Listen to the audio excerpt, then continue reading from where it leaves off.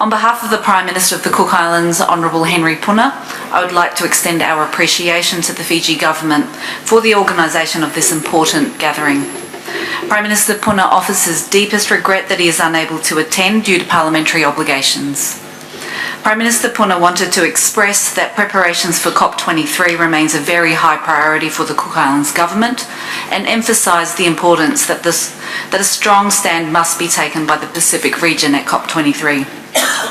Regional coordination, adequate financing of adaptation measures, effective insurance-based mechanisms, clean energy and sustainable transport are all high priorities for the Cook Islands Government.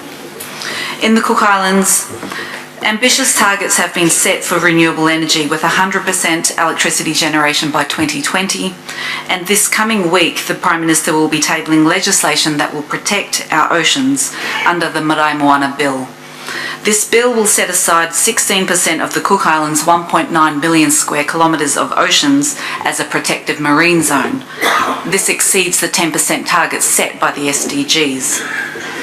Prime Minister Puna calls on leaders in the region to continue to project with one clear voice that all nations must act responsibly, ambitiously, to ensure that actions are transformative and practical in order to achieve globally agreed standards.